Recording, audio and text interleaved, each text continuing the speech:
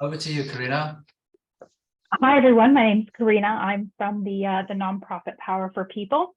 I would share my screen, but I'm not the host. Could somebody potentially pass that to me so I can share?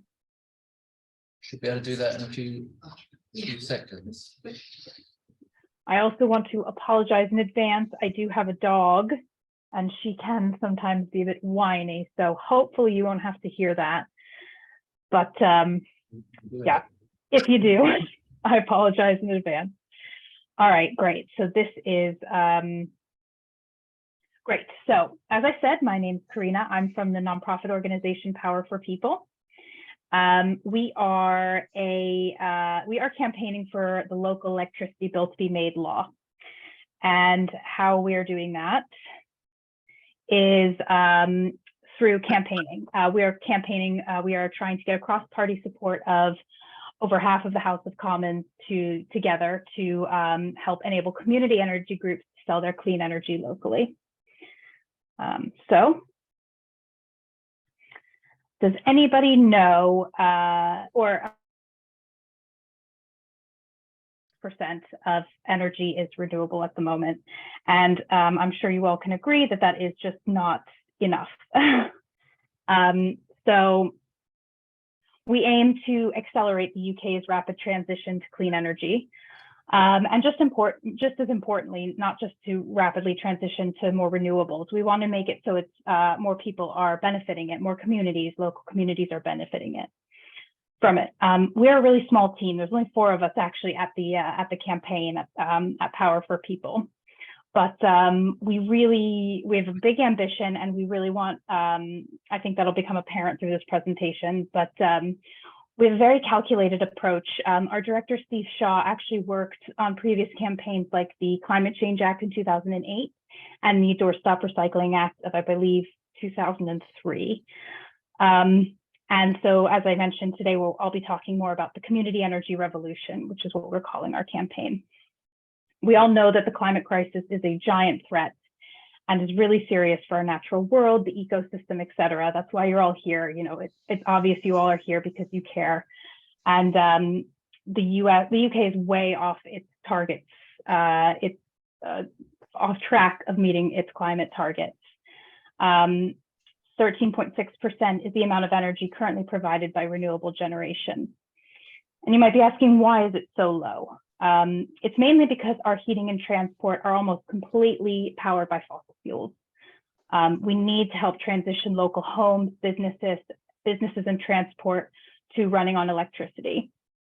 We do have the technological capacity to do this. The Committee on Climate Change, which oversees the government's approach to reach net zero, says that we do, but we need a lot more electricity generation to power it. 2, we need it to be domestically generated to secure a resilient supply of energy powering our homes and businesses. We've all seen the damage at the moment of being reliant on foreign imports. We also need it from renewables, and we need local people to see direct benefits. So these are pictures of community energy groups, and that's why I'm here really to talk to you about, because this climate cafe is based on community energy. So what is community energy? Community energy is defined as a group of local people, like these people here, that get together. That get together and raise funds to build things like solar panels on local buildings, wind turbines in local fields, and hydro units in local rivers. And these are 4 pictures of certain groups that do this all around the country, or all around the UK. Most of these community energy groups are volunteer run. They use the electricity they generate to power the sites they're physically connected to, and any excess power that they generate, they sell to large utilities, who then sell it on to us as customers. There are about 495 of these groups across the UK. I believe there's one actually in Aberdeen Community Energy, or ACE. So bottom left, Yeah, but the photo is about 6 years old. the hydro. You have some of the directors in the audience. That's Yeah. great. Oh, well, happy to be talking to you then. Sometimes these are obviously we talk to a lot of these groups, but it's nice to know we're actually talking directly to you today. Would love an updated picture if you have one also. So here's an example as well of community energy groups that don't just generate renewable energy, but that generate renewable energy and also benefit and how it benefits the local community. So this is Repowering Balcombe. Apologies if I say that incorrectly. It's in West Sussex in England. And they've used excess income from their solar panels to provide a local food bank with energy efficient fridges, which has obviously boosted access to nutritious food to save money, reduce energy waste in Balcombe, which is, again, one of these knock-on benefits that we're seeing with community energy groups, or that we hope to see with more community energy groups. North Kensington Community Energy, which is part of Repowering London, focused on solar panels. In March 2019, they installed a solar installation on 2 primary schools and on a community center. And they raised money from the community to purchase them and got some money from the council. And the solar panels across the sites generate enough energy to power 30 London homes, but they can't sell to those homes directly. And really, hosting a renewable energy project is positively reflected in the pockets of these, would be positively reflected in the pockets of these organizations. But right now, they're just not, in order for them to become a viable energy supplier, they'd have to pay the same amount, kind of one of these small organizations would have to pay the same amount as a large corporation, somewhere like Octopus. They'd have to pay the exact same because there is just no scalability for these groups to become suppliers.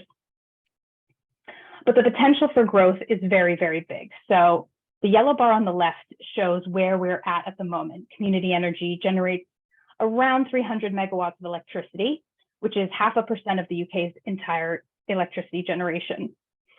And the latest figure is actually a bit smaller than that. This is from, I believe, 2021.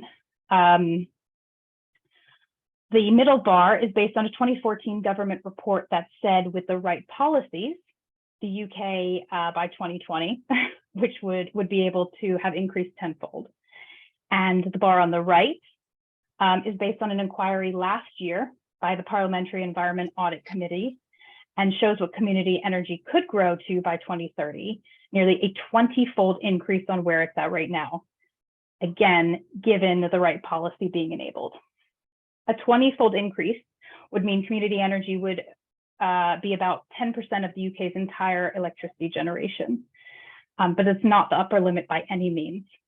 We know from our research and case studies that there's an appetite for doing this all across the UK, and we want people to be part of the transition to net zero, and people want to be part of the transition to net zero. And we want it, community energy would benefit not only the individuals, but the communities as well. We've seen this work in other countries. This is, excuse me if I butcher this name, this is a city in Germany, Wildpoldried. Ooh, that's horrible. And I'm so sorry to any Germans in the audience or anyone who can say that any better than me. Community energy schemes need to be able to sell their power to local people. In this town in Germany, it generates more than 3 times the energy it uses, all of which is renewable. And why can they do that? Well, they have the right to local supply in Germany. Communities are able to enter into the energy market, not just by owning these installations, but by being a part of the way it's distributed and having ownership of the way the benefits of this distribution, the way these are distributed into the grid and back to people. We are campaigning for the local electricity bill. That's what Power for People is doing. We drafted it and we've had it introduced into Parliament. And this approach is, I think, where we stand out as an organization, especially for one of our size. If made law, it would enable community-run energy schemes to sell their power locally. This would make, so this would encompass things like making new schemes more viable, being properly reimbursed for their generation, and realizing the huge potential for more community energy schemes. At the moment, these schemes get around 5 pence per kilowatt hour. The person in the audience who works with ACE might be able to give me a more updated number, but national utilities sell it to consumers, sell this clean energy to consumers for about 30 pence plus. And we believe those profits should go directly to the generators. To see the bill made law, we would need support of over half of the House of Commons, which would be about, as right now, 400. We have 313 MPs that support us at the moment, which is wonderful. We're focusing on seeing this done through getting the bill included in a piece of government legislation. At the moment, it's the energy bill in the House of Lords, which is a bit kind of weird way to do it. Usually these bills start in the House of Commons, but the energy bill was introduced in the House of Lords, and we had Baroness Natalie Bennett introduce our 2 amendments to the bill, and they will be debated on in the next few weeks.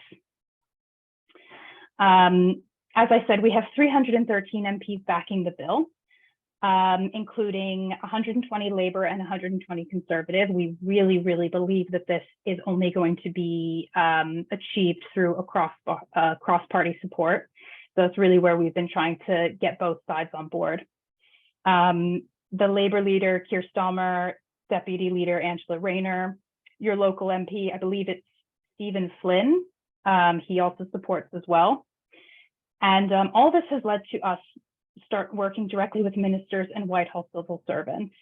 We're close now and we have a very, very real chance of success. And this is where we kind of, our campaign reaches out to like-minded people like you all who are here, who want to help, who want to learn more. And, that's why we talk to everybody, because these campaigns are only won by pressure and lobbying from constituents. Whether your MP already supports, which you can find on our website, a list of supportive MPs, or not, writing to them and telling them what this means to you and how important this could be and the potential of community energy is so important. And this campaign is only going to be won if we continue to onboard supporters and get more MPs involved, get more people involved, more organizations. We are supported by some of the biggest organizations in the UK. WWF, we just got National Trust to support us as well, and over 1,000 national organizations and coalitions. What can you do to help? As I mentioned, signing up as a supporter on our website is very, very important. We communicate about once a month just to say where the campaign is at the moment, what we're doing. More than likely, we'll ask you to write to your MP to say, with a specific ask, or potentially, a minister or someone who might have some leeway to say, right, this is, we need to talk to the government about this because all of, the constituents in my area are really trying to push for this.